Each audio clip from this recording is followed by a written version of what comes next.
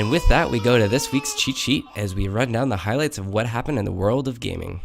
It's time to experience PSVR at 600 kilometers per hour.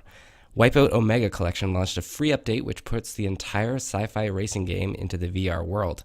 Players are encouraged to take it slow and turn on the game blinders to help with any sickness. There's also a warning not to pull any 180s in the game unless you hit the wall of nausea and want to restart. This is also the first PSVR game to feature level-specific warnings, which if you've ever played any Wipeout track, you can probably guess the ones that you'll have. Scraping the sky in a corkscrew might not bode well for those VR legs. However, reviews are extremely positive, with many online players saying this game should be the new standard for the VR racing experience. And speaking of VR, a quick note that Sony has cut the price of PSVR yet again, at least in the United States and the UK. Another permanent 100 price cut to the Doom and Skyrim bundles are happening this week, and with the aforementioned Wipeout VR launch, now is a great time to plug in. Square Enix has announced a new studio in Japan called Luminous Productions, which is named off the graphics engine used in Final Fantasy XV.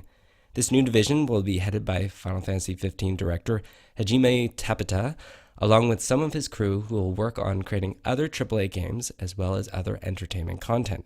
Details are a little bit scarce, but it has been mentioned that the games will be targeting the next generation of gaming consoles. And ahoy, Rare's Sea of Thieves has become Microsoft's fastest-selling new IP of the Xbox One generation.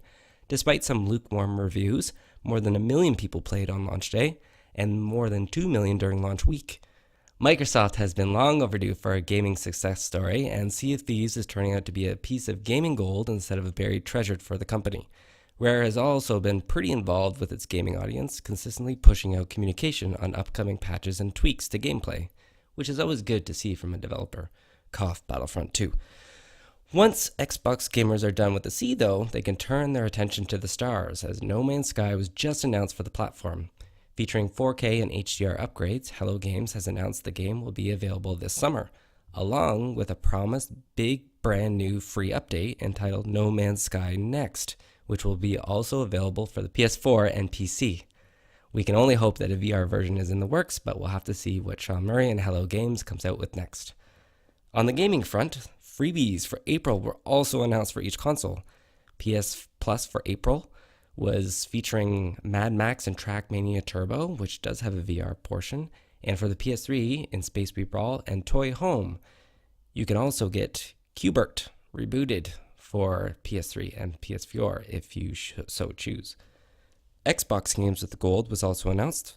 The first half of the month, The Witness and Disney Pixar's Cars 2 round out that part of the month, with the later half featuring Assassin's Creed and Dead Space 2, which is a great game, by the way. Notable releases, though, for this week: Far Cry 5, Batman Enemy Within, Episode 5, MLB The Show, and Outlast 2 for the Switch. But that's all for the gaming cheat sheet for this week. Catch an app and tune in next time for another update.